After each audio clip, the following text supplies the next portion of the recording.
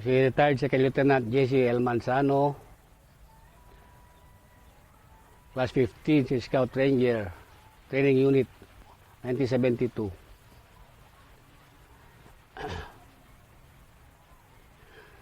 Paano ka nagsimulang magsundalo? Yung unang training mo naman kasi? Kumakusa ako ng third class trainee noong 1968. 68, 31st BCT. 1968. Then, na-enlist ako 1969.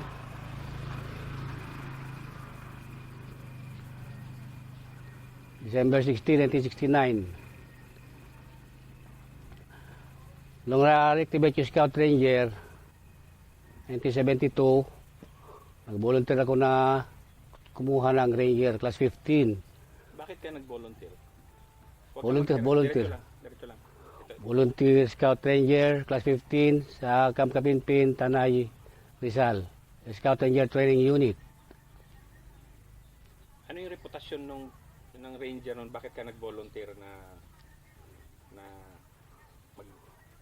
Course. Actually sir, yung Ranger kasi, volunteer yan eh. Kailangan volunteer ka para hindi ka sagutin pag may nangyari sa iyo. Ipadala ka ng kumpanya. Galing ako sa 701st Signal Battalion, Fort Bonifacio, Makati, 1969. Then nagtik ako ng Ranger, 1972. Tama-tama naman na nag-test mission kami sa Mindoro, Calapan. Pwede bang i-describe mo yung training muna ng ranger no? Yung paano yung gaano kahirap ng panahon?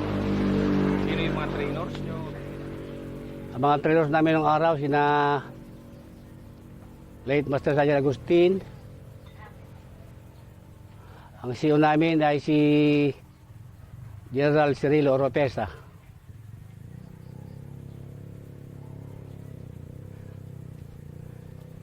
Ano yung mga dinaanan yung hirap ng panahon na yun? And then,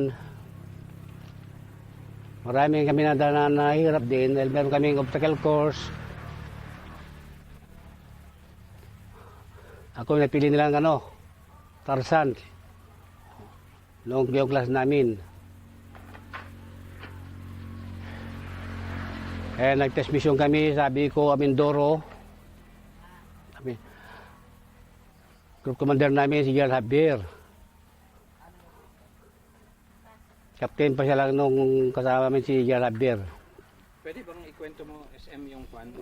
Yes, sir. Yung encounter nyo na yun, yung kubo? Yung detalye. Paano Okay. nangyari yun? Nakastambay kami sa Calapan, sa Constabulary Headquarters, Task Force Halcon, sa Calapan, Mindoro. Then may nagsumbong sa amin na inutusan mga nasa labas, mga nagre-recruit pa sila nung araw sa Mindoro. Nagbilibing agad si Javier na gano'n gagawin namin, pag-raid kami, raid.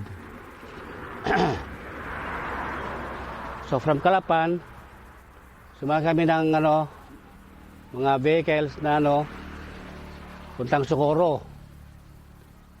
Dating doon, tinuro yung kubo-kubo sa taas ng hill. Ginapang namin yan kasama si General Javier. Ang blocking force, yung team ni late Colonel Espadero. So kasama ko sa team si Sir Javier, si Master Sargento, Sergeant Velasco. Nalapitan namin ng ginapang namin. Lumapit kami ng mga 1 meter to 2 meters. Yung kubo-kubo. Pagbukas ng commander ng dal, nakita kami sa nakadapa sa labas. Tinintay namin na mag-fire si Javier para si Sir Javier para pumatok kami. Pinutokan namin yung mga yon. Malaman-laman namin 5 NPS and 2 commanders. Meron pa isang babae, asawa ng isang commander. So nakuha namin yon.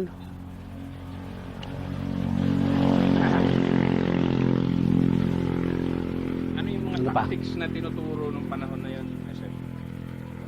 Yung tactics na, ano? Paano nyo nagapang na malapitan yun? Talagang gagapang nung araw pag pag gumagapang ka sa training kasi na maingay, pinapatayo ka ng mga AI, pinabalik. Then gagapang ulit hanggang sa walang maramdaman na ingay. Yan ang ranger nung araw.